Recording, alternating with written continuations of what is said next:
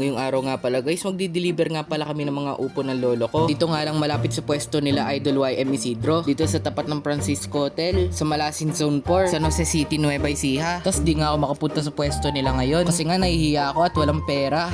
Nagbaba na nga kami ni lolo ng mga upong diniliver. Dalawa na nga binubuhat ko, tapos sabi ni lolo isa-isa lang daw. Eh di isa-isa na lang yung binuhat ko. Tapos maya-maya nababa na namin lahat. Kaya alis na kami. Nahinto pa nga kami dito sa pwesto nila Idol YM Isidro. Tapos nakita niya pa nga ako dito, tapos kinawayan. Batak nga naman talaga. Di nga siya makita sa video kasi madilim. Nag-deliver lang ang upo.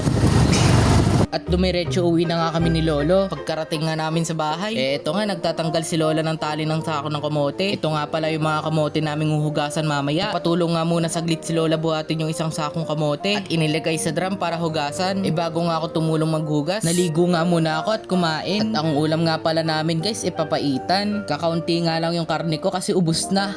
Pagkatapos ko nga kumain, naghugas na ako ng mga pinagkainan namin. Tapos naubos na nga daw yung mineral namin. Kaya nagbuhat nga muna ako ng isang galon ng mineral para may pagkuhanan kami ng tubig. Pagkatapos ko nga kumuha ng inumin namin, naghugas na nga ulit ako ng pinagkainan namin. Batak nga naman talaga, ang sipag ko talaga. Pagkatapos ko nga maghugas ng pinagkainan namin, nagpahinga nga muna ako, nagpababa ng kinain. Tinawag na nga ako ni lolo para tumulong maghugas ng kamote. Tapos biglang pinabalik nga ulit ako dito sa loob ng bahay namin para bantayan yung kapatid kong si Kelvin. Yan nga siya guys, tulog na tulog. Naglalaba kasi si mama kaya inutusan nga muna akong bantayan yung kapatid ko. Kaya mamaya na lang muna ako magbablog. 2 hours later. Maya-maya nga guys, nagising na ako at nakatulog nga ako bigla kanina. Tinignan ko na nga yung orasan namin, tapos pagtingin ko nga alas 4 na pala. Tapos natutulog pa nga yung kapatid kong si Kelvin. Tignan nyo naman matulog guys, mukhang may uod sa puwet. At nagising na nga rin siya. Tapos si mama naglalaba pa nga rin hanggang ngayon. Bay batak nga naman talaga, maghapon naglalaba. At ito nga yung kapatid ko si Kelvin, pinaglalaroan na nga yung basket. Tapos kinukuha niya pa nga yung camera. Sino yan? Yeah.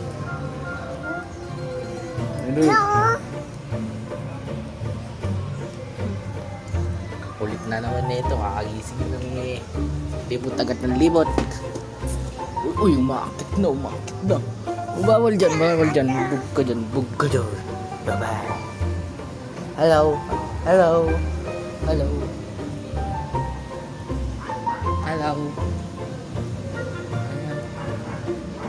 Lalabas nga muna ako ng bahay namin kasama yung kapatid ko para tignan yung mga kamote. At yun nga si lola nagbabandel na ng mga kamote. At ito nga pala yung aso namin. Tapos biglang may tinuturo nga yung kapatid ko.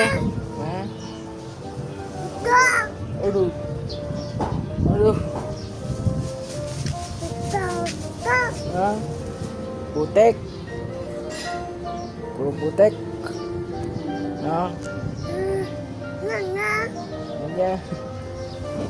Pumasok na nga ulit kami sa loob ng bahay namin para tignan si mama. At yan nga, nagsasampay na nga si mama. Babantayan ko nga muna tong kapatid ko habang di pa natatapos si mama sa trabaho niya dito sa bahay. At pinadede ko nga muna yung kapatid ko. Maya-maya nga tinawag na nga ulit ako dito sa labas para tumulong maghugas ng kamote. Tapos yung kapatid ko binabantayan na ulit ni mama dahil nga natapos na siya dito sa trabaho niya sa bahay. Mamaya nga pala guys, may bibili nga palang sikat na vlogger dito, si Idol YM Isidro, para bumili ng kamote para sa halo-halo niya. Kaya naghintay na nga muna ako dito. Yan nga yung kapatid kong si Kelvin, tas si mama. Nilagay pa nga ng kapatid kong si Kelvin yung pusa namin dito sa timba.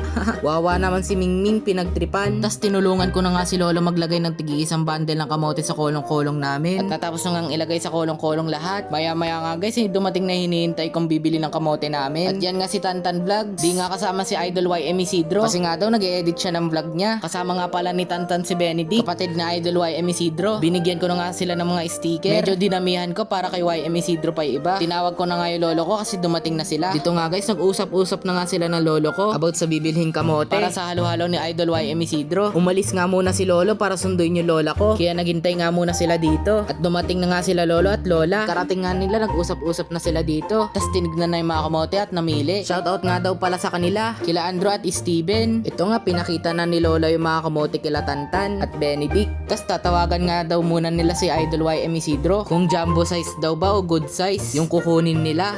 Jumbo daw, yung sobrang lalaki ay. Yun daw yung 250 kanina nanay. Yung saktuhan ng daw, 280 daw. Isa. Yung sobra? Yung sinlaki ng ulo. Sige. Tas jumbo size na nga daw kukunin nila. Kaya hinugasan na. Habang hinugasan niya yung kamoting bibilhin nila Tantan tas Benedict, nagkwentuhan nga muna kami dito. At natapos na nga ang hugasan. Tas tinawag nga ako ni Lolo para magbuhat at dagdagan yung mga kamoting hinugasan. Si Tantan nga muna nag-video sa akin. Grabe Nes. Yan nga, binuhos na nga namin yung kamote dito sa may drum. Tas hinugasan na. Pagkatapos nga hugasan, nilagay na dito sa may sako. At tinimbang. At yan nga si Tantan, nagvo-vlog nga rin. Pagkatapos nga matimbang, nilagay na ni Benedict kay Grabenes yung kamote binili nila. At nagpaalam na. Salamat po sa pagbili sa amin ng kamote, Idol YM Isidro. Laks naman, di ba? Grabenes. Bili po ulit kayo dito susunod. Pagkaalis nga nila, nilagay na nga namin sa sako yung mga natirang kamote. At hanggang dito na nga lang yung vlog ko, guys. Happy Father's Day nga po pala sa mga tatay dyan. Especially sa daddy ko. Hindi nga namin siya kasama dahil nga nagtatrabaho siya sa malayong lugar. Salamat sa inyong pagsama. Batak nga naman talaga. Follow, like, and share, guys. Paalam!